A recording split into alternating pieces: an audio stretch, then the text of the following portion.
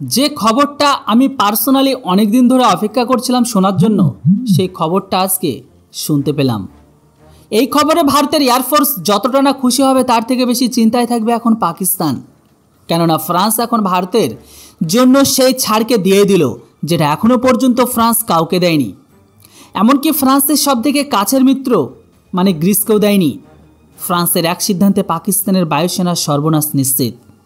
কারণ এবার পাকিস্তান তাদের F-16 হোক বা জেটেনসি বা JF-17 যেখানেই লুকিয়ে রাখুক না কেন বেশি দিন আর বাঁচিয়ে রাখতে পারবে না। আর এই কারণে পাকিস্তান ভারতের অস্ত্র থেকে বাঁচার জন্য তারা তাদের সমস্ত অস্ত্রগুলোকে পাকিস্তানের সীমানা থেকে 1200 কিলোমিটার ভেতরে লুকিয়ে রেখেছে, যেন ভারতের মিসাইল সেখানে পৌঁছাতে না পারে। তো এখন যখন তারা এই ফাইটার জেটগুলোকে লুকিয়ে রাখলো পাকিস্তানের ফাইটার জেট ভারতের মিসাইলের থেকে বাঁচানোর জন্য, কিন্তু প্রশ্ন একটাই, তারা কি আদৌ বাঁচাতে পারবে? কেননা ভারতের এই মুহূর্তে সবথেকে ঘাতক মিসাইল ব্রহ্মোস, ভারতের সবথেকে ঘাতক লড়াকু বিমান রাফেলে যুক্ত হবে। এটিতে পাকিস্তান বিমান বাহিনীর ঘুমকে তো উড়িয়ে দিয়েছে, আর সাথে চীনকেও। হ্যাঁ বন্ধুরা, রাফেল বিমানে ভারতের এখন ব্রহ্মোস মিসাইল ডিপ্লয় হচ্ছে। আর এটা শুধু বলার মতন খবর নয়, বরং এটা কনফার্ম নিউজ, যেটি সম্পর্কে আজকের এই ভিডিওটিতে ডিসকাস করব। কেননা এতদিন পর্যন্ত এই বিষয়ে শুধুমাত্র জল্পনায় শুনতে পাওয়া যাচ্ছিল। খুব তাড়াতাড়ি ভারতের রাফেলে ব্রহ্মোস মিসাইল যুক্ত হবে। তো বন্ধুরা, ফাইনালি সেই দিনটা আজকে চলে এলো।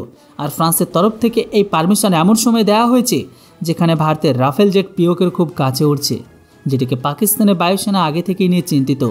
আর আজকে যখন তারা এই নিউজকে শুনতে পাবে যে ভারতের রাফেল জেটও ব্রহ্মোস মিসাইলের সাথে যুক্ত হতে চলেছে, তো সত্যি সেই মুহূর্তে অসীম মুনিরের মুখ থাকবে দেখার মতো। যদিও বন্ধুরা, অসীম মুনির এখনও পর্যন্ত তার গর্ত থেকে বাইরে বের হয়নি, মানে গত দুদিন থেকে সে গায়েব হয়ে গেছে, যাকে পুরো পাকিস্তানের সাধারণ মানুষজন খুঁজছে। অনেক বড় একটা খবর, চলুন আপনাদের আরও বিস্তারিত জানাই। শুধুমাত্র ভিডিওটিকে শেষ পর্যন্ত দেখুন। এর সাথে সাথে আপনাদের কাছে ছোট্ট রিকোয়েস্ট, এই চ্যানেলের মনিটাইজেশনকে 3 মাসের জন্য অফ করে দিয়েছে, তাই চাইলে আপনারা যে QR কোড আর যে UPI ID দেখতে পাচ্ছেন সেখানে সহায়তা করতে পারেন, বাকিটা আপনাদের ইচ্ছা। বন্ধুরা, স্ক্রিনের ওপর আপনারা যে আজ তাক নিউজের আর্টিকেলকে দেখছেন, যেটার অনুসারে ভারতের বায়ুসেনা আমাদের রাফেলে ব্রহ্মোস এনজি লাগানোর অনুমতি পেয়ে গেল। আপনাদের বলে দিই যে ফ্রান্স কখনো কোনো দেশকে নিজেদের তৈরি করা মিসাইল ছাড়া অন্য কোনো দেশের মিসাইল লাগানোর অনুমতি দেয় না। রাফেলে শুধুমাত্র MBDA গ্রুপ কোম্পানি দ্বারা তৈরি মিসাইলই যুক্ত থাকে। এই পলিসিকে ফ্রান্স তৈরি করে রেখেছে। এখন এই পলিসিকে তৈরি করার কারণ একটাই ছিল যে রাফেলের যে মিসাইল শুধুমাত্র তাদের মিসাইলে যোগ হবে। এমনকি এটা তো সহজ ব্যাপার না, কোনো ফাইটার জেটের মিসাইল ছাড়া সেটা টিনের ডাব্বার থেকে কোনো অংশে কম নয়। মিসাইল ছাড়া সেই ফাইটার জেট একটা চুলো তুলতে পারবে না। এই জন্য কোনো দেশ একবার ফাইটার জেট কিনলে সেই দেশের কাছে থেকে বারবার উইপন প্যাকেজকে কিনতে হয়, যেন ফাইটার জেট থেকে মিলিটারি মিশনকে কমপ্লিট করা যায়। যে দেশগুলো ফাইটার জেট তৈরি করে সেই সমস্ত ফাইটার জেট অন্য কোনো দেশের মিসাইলকে ইন্টিগ্রেটেড করতে পারবে না। আর এর পিছনে দুটো কারণ থাকে। প্রথম, এর জন্য ফাইটার জেটের সোর্স কোডকে বদলাতে হয়, মানে জেটকে মিসাইল ফায়ার করার জন্য জেটকে যে পার্টিকুলার মডিফাই করতে হয়, যেটিতে টেকনিক লিক হওয়ার চান্স থাকে। দ্বিতীয়ত কারণ এটাই যে খরিদ্দার যদি নিজেদের মিসাইলকে লাগায় তাহলে ফ্রান্সের বাইরে থেকে কামাই কিভাবে হবে। তা আপনারা এটাও জানেন যে MBDA-র এক একটা মিসাইলের দাম কোটি টাকার আশেপাশে। আর কোনো দেশ যখন এই মিসাইলকে কেনে ফাইটার জেটের জন্য, তখন তারা একটি বা দুটো মিসাইল নয়, তারা পুরো ওয়েপন প্যাকেজকে কেনে, যেটিতে মিসাইল থেকে শুরু করে বোম পর্যন্ত যুক্ত থাকে। আর এটিতেই তো ফ্রান্সের $1 মিলিয়ন কামাই হয়। আর এই কারণে ফ্রান্স এখনও পর্যন্ত ভারতের মিসাইলে লাগানোর অনুমতি দেয়নি কাউকে। কিন্তু এখন ভারত যখন নিজেদের নেভির জন্য 63,000 কোটি টাকা দিয়ে রাফেল এমকে কিনতে চলেছে, তখন ফ্রান্স ভারতকে মানা করতেই পারবে না। এমনকি কবে থেকে ভারতের সেনার দাবি ছিল রাফেলে ব্রহ্মোস এনজিকে লাগানো, আর এই জন্য ভারত সরকার ফ্রান্সের উপর প্রেশারকে তৈরি করেছিল।